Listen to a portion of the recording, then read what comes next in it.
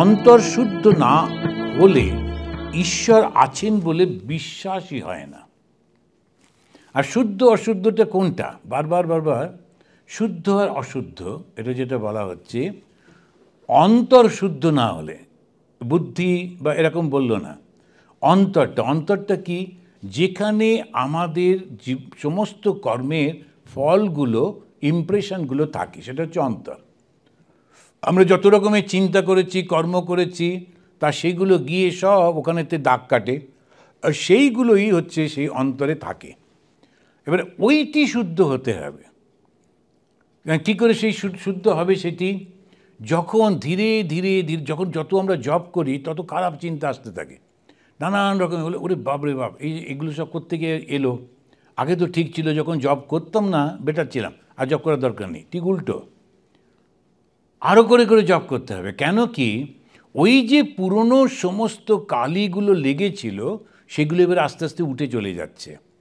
আমি যখন জব মানে হচ্ছে ধরুন খুব ভালো জল, পরিষ্কার জল, সেইটা আমি ওই বোতলের মধ্যে ঢালছি, যে বোতলটাতে অনেক দিন ধরে কালি ছিল, এমনিতে বোঝা যাচ্ছে না, কিন্তু যেই মুহূর্তে জলটা পড়ছে, এবার ওই কালিটা ধীরে ধীরে উঠে আসছে। এবার যখন জলটা ধুতে যাচ্ছি, দেখছি কালো বেরোচ্ছে। আমি সাদা জল দিলাম, কালো জল বেরোচ্ছে।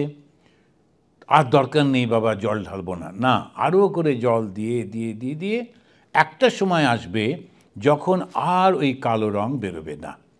সেই রকম উনি বলছেন, অন্তর শুদ্ধ হলে বারবার ঈশ্বরকে ডাকতে ডাকতে ডাকতে ডাকতে একটা সময় হয়, তখন ঈশ্বর আছেন এই বিশ্বাসটা আসে। এই যে মিরাকলের গল্পগুলো করে, কেন করে? পুরাণে যে গল্পগুলো থাকে, কেন থাকে? বিশ্বাস টানার জন্য।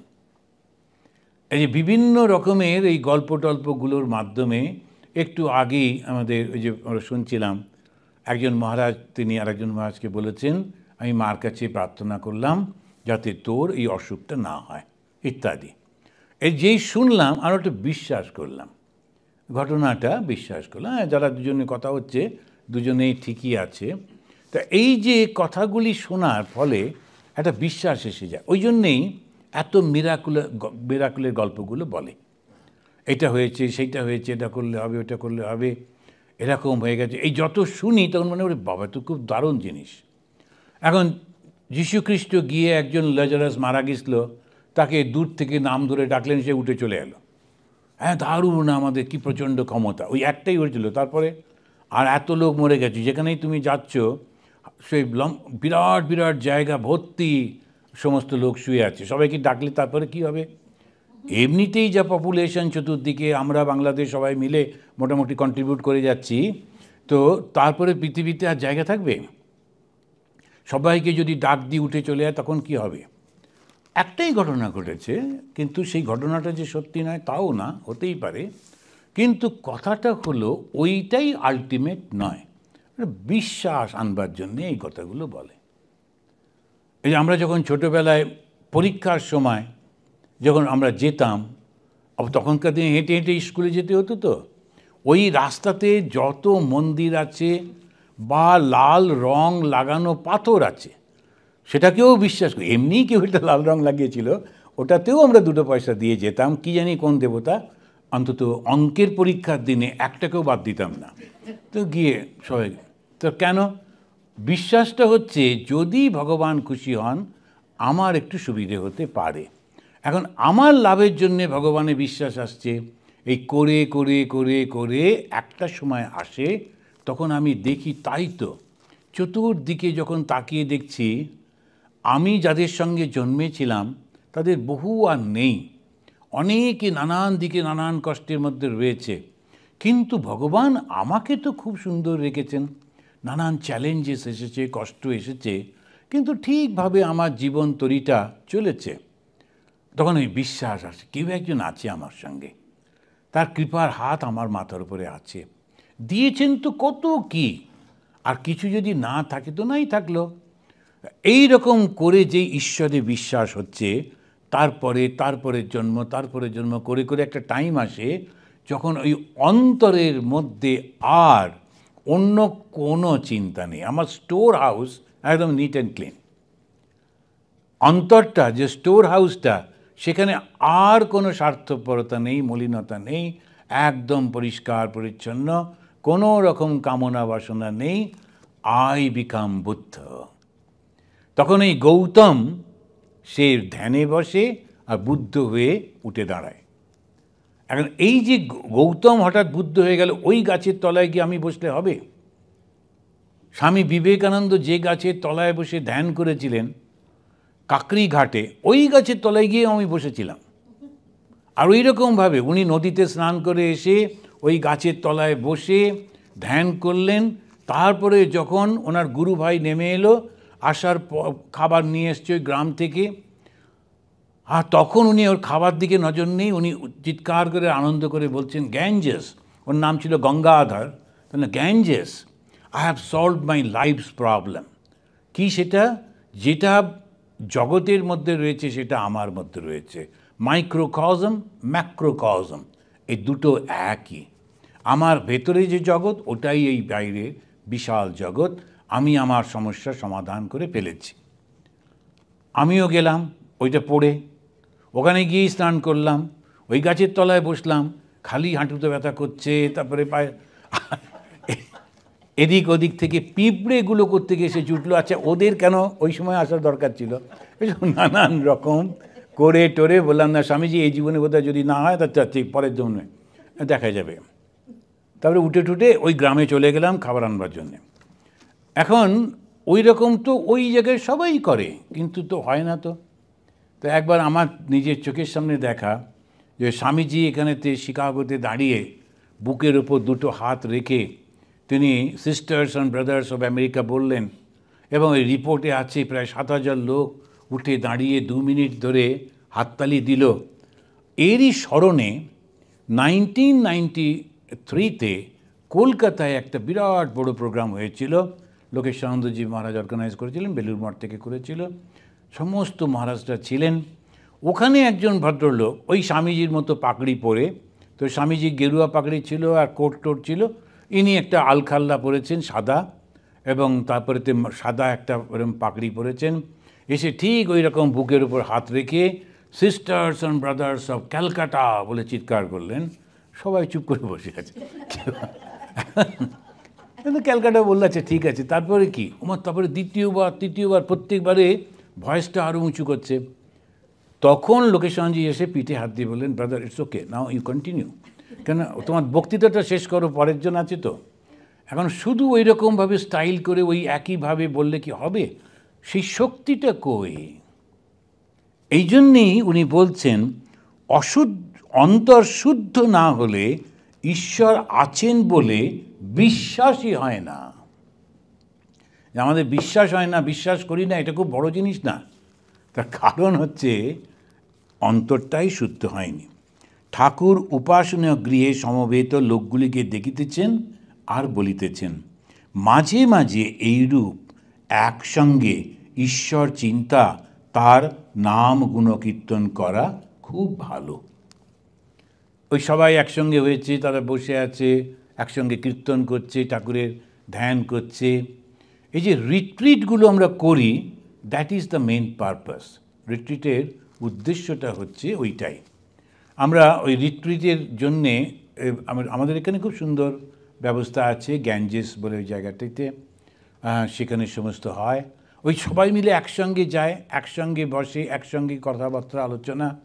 আর ওর মধ্যে আবার একটা দুটো যদি ভালো বন্ধু পেয়ে যাওয়া যায়, তাহলে নিজেরা আলোচনা করছে, নিজেরা চিন্তাভাবনা করছে, তারপরে একা একা গিয়ে ঠাকুরকে ডাকছে। আমি দেখেছি গ্যাঞ্জেসে ওই রকম ওই প্রেয়ার হলের মধ্যে গিয়ে আমাদের যে ওখানে অনেকে বসে থাকেন, বসে বসে ধ্যান করছেন, জপ করছেন।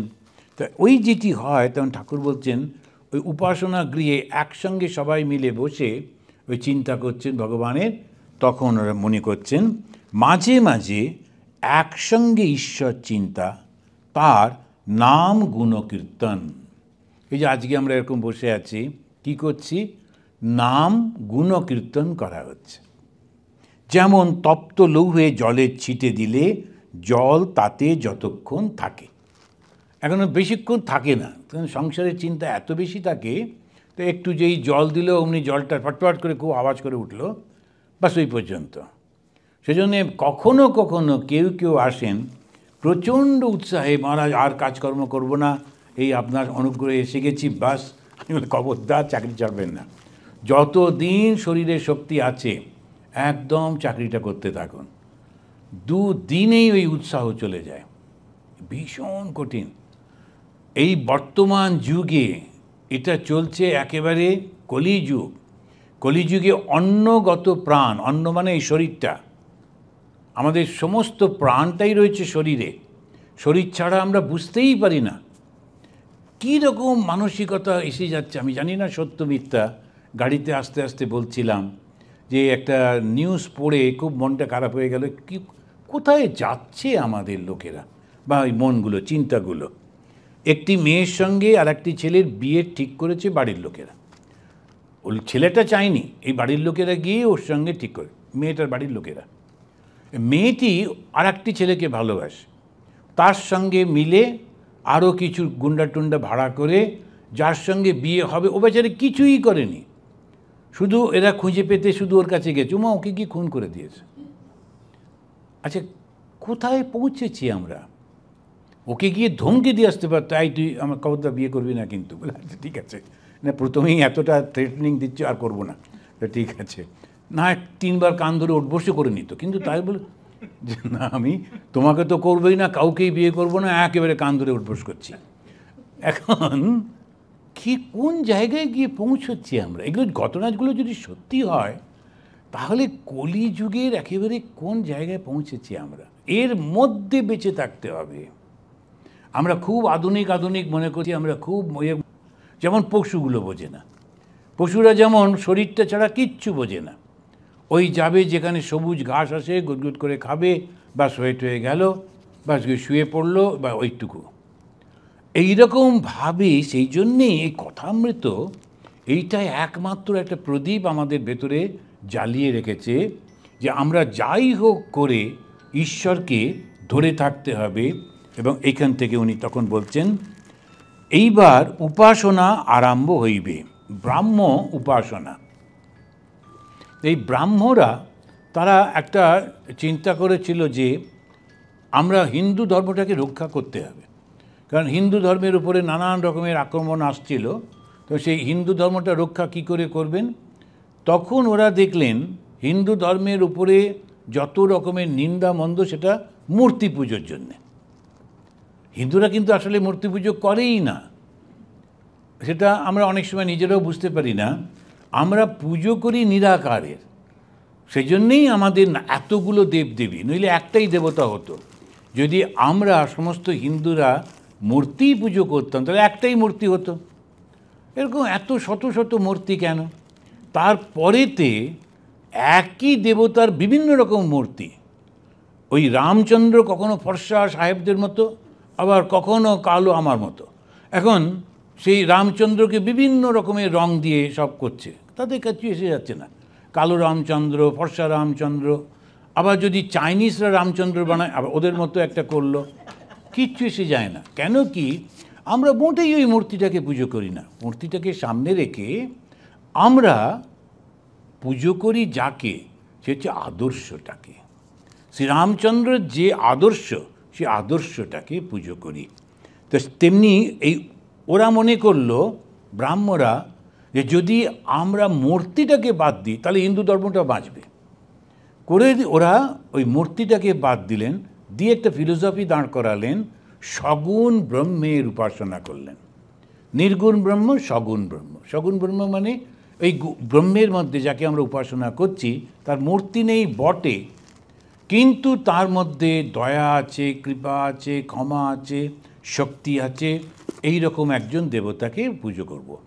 তো সেই জন্য লক্ষ্য করে দেখবেন যে ব্রাহ্ম সঙ্গীত, যেটা রবীন্দ্রনাথ অনেক কম্পোজ করেছেন, গাওয়া হয়ে থাকে, ওইটাতেই ওদের প্রার্থনাগুলো থাকে। আর উপনিষদটা ওরা পড়তেন, এটা করতেন, করে হিন্দু ধর্মটাকেই রক্ষা করবার চেষ্টা করছিলেন। ঠাকুর ওদের কাছে কাছে যেতেন, কী করছে দেখতেন, এবং দেখে দরকার মতো একটু গাইডও করে দিতেন। এইবার উপাসনা আরম্ভ হইবে, উপাসনার বৃহৎ প্রকোষ্ঠ ব্রাহ্ম ভক্তে পরিপূর্ণ হইল। এই যখন আমরা পড়ছি এই সময়টায়, তখন এই ব্রিটিশরা রাজত্ব করছে, ধর্ম নিয়ে নানা রকম কনফিউশন রয়েছে, আমাদের শিক্ষিত ধনী লোকেদের কোনো রকম কিচ্ছু কোনো উপায় ছিল না, কোনো স্বাধীনতা ছিল না। এই যে বঙ্কিমচন্দ্রের কাহিনীও একটা আছে, তিনি জাত ছিলেন, ব্যারিস্টার ছিলেন, তো উনি একটা পালকি করে যাচ্ছিলেন, মুর্শিদাবাদের ঘটনা। যখন পালকি করে যাচ্ছেন, পালকিওয়ালারা শর্টকাট করবার জন্যে একটা মাঠের মধ্যে দিয়ে যাচ্ছিল। ওই মাঠেতে কয়েকজন সাহেব ক্রিকেট খেলছিল। এখন ক্রিকেটে তো বোঝা যায় না, না, দুজন লোক দুপাশে দাঁড়িয়ে আছে, আর পালকিওয়ালারা কী করে বুঝবে যে এরা দুজন ব্যাটসম্যান আর একজন বল করবে, এসব তো ওদের ধারণা নেই। ফুটবলটা হলে বুঝতে পারি একদল একসঙ্গে বা অন্যগুলো লোক মাঝখানে দাঁড়িয়ে আছে, তো ওরা পিচের মাঝখান দিয়ে চলেছে। তখন ওই সাহেবটা ওকে ধরেছে, ধরে কে আছে মালিক, তখন দেখছি বঙ্কিমচন্দ্র ভেতরে বসে আছেন, ওকে থাপ্পড় মেরেছেন। এত অপমান যখন হয়েছে, তখন আর একজন জমিদারও ছিলেন, তিনিও ওই সাহেবদেরকে সাপোর্ট করেছেন, না না ঠিকই। সেই অপমান থেকেই বঙ্কিমচন্দ্র পরবর্তীকালে তাঁর ওই বিখ্যাত সমস্ত আইনিগুলো লিখতে শুরু করলেন। ব্রিটিশদের বিরুদ্ধে একটা প্রবল শক্তি তার মধ্যে জেগে উঠল। তো এই বঙ্কিমচন্দ্রের সেই কাহিনী। এখন যখন আমরা ওইভাবে যাচ্ছে, আমরা বুঝতে পারছি তখনকার সমাজটা কি অসহায় ছিল। খুবই শিক্ষিত সমস্ত মানুষ, কিন্তু কিছু করতে পারতো না। শক্তিশালী সমস্ত পয়সাওয়ালা মানুষ কিছু করতে পারতো না। খুব অদ্ভুত ব্যাপার, ইন্ডিয়ানদের পয়সা ইন্ডিয়ানদের দিয়ে ইন্ডিয়ানদেরই মারা হতো। যে সৈন্যরা গিয়ে অত্যাচার করতো, ওরা সব ইন্ডিয়ান। তাদের যে স্যালারি দেওয়া হতো, যে টাকাটা, ওটা ইন্ডিয়ানদেরই টাকা। আর অত্যাচার যাদের করা হতো, ওরা ইন্ডিয়ানদের। কী অদ্ভুত ব্যাপার! কেন? আমাদের মধ্যে ইউনিটি ছিল না, আমাদের মধ্যে ওই জ্ঞানটা ছিল না যে আমরা এক। বিবেকানন্দর কন্ট্রিবিউশন হচ্ছে ওইটাই, এই ইউনিফিকেশনটা আনা। আমরা দেখছি যে ওই ব্রাহ্ম ভক্তরা, তারা ওই ধর্মের দিকে অনেকে ঝুঁকে পড়েছিলেন। ওই কারণে কেউ ব্রাহ্ম ছিলেন, কেউ বিশেষ অনেকটা বড় গ্রুপ ছিল, তারা ছিলেন বৈষ্ণব। তারপরেতে তন্ত্রের দিকেও অনেকে ছিলেন। এই নানান রকম সব হতো। পিয়ানো হারমোনিয়াম সংযোগে ব্রহ্মসঙ্গীত গীত হইতে লাগিল। এখন ওরা একটুখানি ইউরোপিয়ান টাচে থাকতো, ওদের মতো একটুখানি করে পিয়ানো টিয়ানো বাজানো হতো, যেমন করে চার্চে হয় অনেকটা ওইভাবে করতেন। সঙ্গীত শুনিয়া ঠাকুরের আনন্দের সীমা নাই। এখন ঠাকুরের হচ্ছে, ভগবানকে নিয়ে গান হচ্ছে, এখন সে যেখানেই যে গানটা হোক না কেন, উনি খুব খুশি। তা আমরা শুনেছি, আমি নিজে পড়িনি অবশ্যই ঘটনাটা, আরও একজনের কাছে শুনছিলাম, যে রাজস্থানের রাস্তা দিয়ে ঠাকুরেরই একজন শিষ্য তিনি যাচ্ছিলেন, তিনি হচ্ছেন গঙ্গাধর মহারাজ। তো হঠাৎ উনি দেখলেন একটি ছেলে, সে গান করছে ওই হিন্দিতে, আমি তোমাকে কতদিন দেখিনি, কবে তোমায় কাছে পাবো, ইত্যাদি ইত্যাদি। আসলে ওই বাড়িতে, একটু দোতলায় বাড়িতে দাঁড়ানো বারান্দায় একটি মেয়েকে উদ্দেশ্য করে ওই গানটা করছিল। এই সাধু বাবা কেঁদে আকুল, বলে আরে আপনি কাঁদছেন কেন? কান্নার কথা তো আমার, কিন্তু বলছে সাধু। তখন গঙ্গাধর মহারাজ বলছেন, তুমি কার জন্যে কাঁদবে কি না কাঁদবে জানি না, কিন্তু আমার ভীষণ কষ্ট হচ্ছে, কতদিন ঠাকুরকে দেখিনি। তোমার কথাটা শুনে আমার মনের মধ্যে দুঃখটা আরও বেশি হয়ে গেল। কতদিন আমি ঠাকুর। এখন দেখুন কোন কথাটা কিভাবে কার মধ্যে। গঙ্গাধর মহারাজ, তিনি তার মনে পড়ল ঠাকুরের অদর্শন আমার বহুদিন, আর থাকতে পারছি না, তাই ভীষণ কাঁদতে লাগলেন। তো এই যেটা আমরা দেখছি যে সমস্ত কিছু হচ্ছে, ঠাকুরও ব্রাহ্মদের গান, কিন্তু ভীষণ খুশি, কেননা ভগবানের জন্য গান হচ্ছে, তো খুব খুশি হয়ে উনি ওই গান শুনছেন। সঙ্গীত শুনিয়া ঠাকুরের আনন্দের সীমা রইল না। ক্রমে উদ্বোধন, প্রার্থনা, উপাসনা। বেদিতে উপবিষ্ট আচার্যগণ বেদ হইতে মন্ত্রপাঠ করিতে লাগিলেন। ওম পিতা নৌসি পিতা নৌ বোধি নমস্তেস্তু মা মা হিমসি। এটা আমাদের ঋগ্বেদ থেকে ওরা করতেন, যে ভগবানকে তিনি পিতা বলে বলা হচ্ছে, যে তুমি আমার উপরে রাগ করো না, আমাকে তুমি কষ্ট দিও না, আমার উপরে হিংসা করো না, তুমি আমাদের পিতা, তুমি আমাদের সদ্বুদ্ধি দাও, আর আমাদের তুমি বিনাশ করো না। ব্রাহ্ম ভক্তেরা সমস্বরে আচার্যের সহিত বলিতেছেন, ওম সত্যম জ্ঞানম অনন্তম ব্রহ্ম শান্তম শিবম অদ্বয়ম শুদ্ধম অপাপবিদ্যম। এবারে আচার্যগণ স্তব করছেন, ওম নমস্তে সতে তে জগৎ কারণায় নমস্তে চিতে সর্বলোকাশ্রয়ায় ইত্যাদি। তারপরে স্তোত্র পাঠ হচ্ছে, অসতো মা সদ্গময় তমসো মা জ্যোতির্গময় মৃত্যুর্মা অমৃতম গময় আবিরাবিমা এদি রুদ্র ইয়ত্তে দক্ষিণমুখম তেন মাম পাহি নিত্যম। স্তোত্রাদি পাঠ শুনিয়া ঠাকুর ভাবাবিষ্ট। এইবার আচার্য প্রবন্ধ পাঠ করিতেছেন। প্রবন্ধ পাঠ মানে হচ্ছে যেমন আমরা যে বক্তৃতা করি, ওই প্রবন্ধ পাঠ করছেন। ওরা একটা লিখে আনতেন, ওটা ব্যাখ্যা করতেন, বলতেন, এরকম। এটা যখন আমরা পড়ছি, এটা যখন আমরা চিন্তা করি, কল্পনা করি, আমাদের সঙ্গে বেশি পার্থক্য কোনো কিছু নেই, একই রকমভাবে। আমরা যখন দেখি যে আমাদের শিখ সম্প্রদায়, তাদের যে গুরু গ্রন্থ, সেটা যখন পড়া হয়, একই কথা রয়েছে। কেননা সেই একই বেদ থেকে, সেই একই গীতা থেকে, একই ভাগবত থেকে ওই কথাগুলো গুরুদেবরা তারা ওইগুলো আলোচনা করতেন।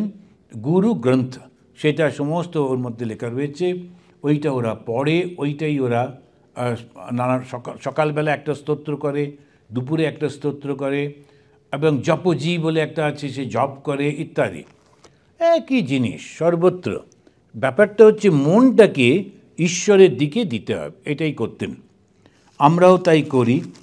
উপাসনা হইয়া গেল, ভক্তদের লুচি মিষ্টান্ন আদি খাওয়াইবার উদ্যোগ হইতেছে। ব্রাহ্ম ভক্তেরা অধিকাংশই নিচের প্রাঙ্গণে ও বারান্দায় বায়ু সেবন করিতেছেন। ঠাকুরের সময়তে তো বটেই, এমনকি চৈতন্য মহাপ্রভুর সময়ও। ওই জন্যে বাঙালিদের উৎসব মানে একটু খাওয়াতে হবে, অন্যরা বুঝতে পারে না। এ আবার কি, ঠাকুরের কাছে আসছে, আবার একটু বাতাসা দিল, ব্যাস চলে গেল।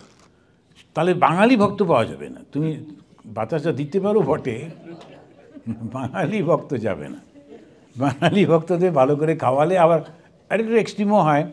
একবার আমাদের দুর্গা পুজো হচ্ছে, তখন দেখলাম একটি ছেলে ওই দুর্গা পুজো যে খাবার সাজানো রয়েছে ওখানে দাঁড়িয়ে ফোন করে আরেকজন কাকে বলছে যে, তুই কোথায় ঘুরঘুর করছিস, এখানে নানান ভ্যারাইটির খাবার আছে, এখানে চলে আয়, আর কোনো টিকিট লাগছে না, চলে আয় ডাইরেক্টলি। এখন গাইড করছে। এখন খানিকটা তো একটু অসুবিধা হয়, কেন না আমরা নাম্বারটা বুঝতে পারি না। সেই জন্যে আমরা বলি, আচ্ছা যেগে ঠিক আছে, তুমি খেতে চাও খাও না, কিন্তু যে মুহূর্তে ওই মন্দিরের মধ্যে ঢুকছো, ওই পরিবেশ তোমাকে ইনফ্লুয়েন্স করবেই, তোমারই ভালোর জন্যে করবে। ওই মন্দিরের মধ্যে যখন ঢুকে একজন ভদ্রলোক বলছিলেন, মানে জানি না আপনারা পান কি না, আমি ঢুকলে এটা খুব সুন্দর মিষ্টি গন্ধ পাই। একদম যখন ঢুকছি সমস্ত আশ্রমের মধ্যে, কোথাও আসলে ধূপ জ্বালাচ্ছে, করছে, এটা গন্ধটা থেকে যায়। তা ওই যে একটু ভাব হলো, এলো, দেখছে, বিভিন্ন জায়গায় ছবি টাঙানো রয়েছে, বলা রয়েছে, 5 মিনিট হোক 10 মিনিট হোক, ভালো তো লাগছে, আর ওইটাই মঙ্গল করে। তো মন্দিরের কন্ট্রিবিউশন হচ্ছে ওইটা। আমরা সেই জন্যে মন্দিরটাকে নানান রকমভাবে সাজিয়ে যদি একটা মিউজিয়াম করে দেওয়া হয়, দারুণ সুন্দর একেবারে। এখানে গিয়ে দাঁড়ান, আপনি দেখবেন আয়নার মধ্যে আপনি 10টা হয়ে গেলেন। এসব একটা জায়গায় গেছিলাম লন্ডনে, সেটা মন্দিরে বলছে আপনি দাঁড়াবেন, দেখবেন আপনি চতুর্দিকে। আরে আমাকে দেখতে আসেনি তো, সে ঠাকুর কই, এখানে মন্দিরে ঠাকুর আছে তো, বলে একটু পেছন দিকে, আগে ওখানে চলো, আগে ঠাকুরকে দেখি, তারপরে আমার 10টা অবস্থা দেখা যাবে। তো গিয়ে ওই ওপর দিকে আয়না রয়েছে, তারপরে পাশে আয়না আছে, ওইটা নিয়ে লাইন পড়ে গেছে। ওইখানে গিয়ে দাঁড়িয়ে 10টা আমার আয়নাতে নিজেকে দেখে, দেখো দেখি, পারপাসটাই ভুল হয়ে যায়। ওই জন্যে মন্দিরটা সিম্পল রাখতে হয়, কেন শুধু ভগবানকে দেখতে হবে। আমাদের আগেকার দিনে যে মন্দিরগুলো ছিল সেটা আরও, সেখানে ভেতরে একটা ছোট্ট প্রদীপ জ্বালিয়ে রাখতো। You have to be focused, একদম ওখানে যখন যাচ্ছ গিয়ে একেবারে সম্পূর্ণভাবে মন দিয়ে দেখতে হবে, নইলে দেখতেই পাবে না। আর দেখার মধ্যে শুধু ভগবানের চোখ দুটো দেখা যায়, এই নয়ন দুটি দেখা যায়, এরকমভাবে লোকেরা করে। বেলুড় মঠেও দেখবেন অত বড় মন্দির, চারপাশে ভেতরের দিকে কোনো বেশি রং করা নেই, খুব একদম এমন করে করা এদিক ওদিক দৃষ্টি যাবে না, সোজা ঠাকুরের উপরে দৃষ্টিটা যায়, এই জন্য এগুলো করা হয়। তো এই মন্দিরেতে এরকম করছেন, প্রার্থনা করছেন। রাত 9টা হলো, ঠাকুর দক্ষিণেশ্বরের মন্দিরে ফিরিয়া যাইতে হইবে। গৃহস্বামীরা আহুত সংসারী ভক্তদের লইয়া খাতির করিতে করিতে এত ব্যতিব্যস্ত হইয়াছেন যে ঠাকুরের আর কোনো সংবাদ লইতে পারিতেছেন না। ঠাকুর রাখাল প্রভৃতি ভক্তদের, কিরে কেউ ডাকে না যে রে, এটা খুব বিখ্যাত। আমাদেরও কোথাও কোথাও গেলে একটু দেরি হচ্ছে, তখন ওই একজন সাধু আর একজনকে বলে, কিরে ডাকে না যে রে। এটা হচ্ছে ওই ঠাকুরের সেই ঘটনাটা। আমরা এর পরের বারে এখান থেকে শুরু করব। আজকে এই পর্যন্তই থাকুক।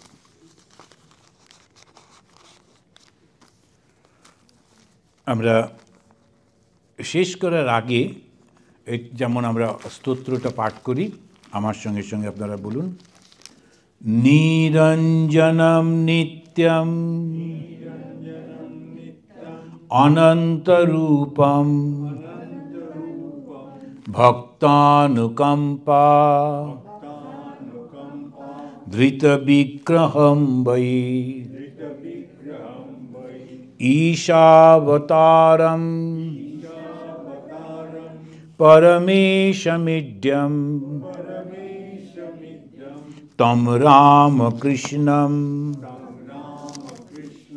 শিরসা নমামঃ। ওম শান্তি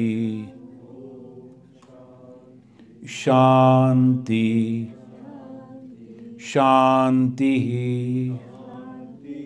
হরিঃ ওম তৎসৎ। শ্রীরামকৃষ্ণ अर्पणमस्तु।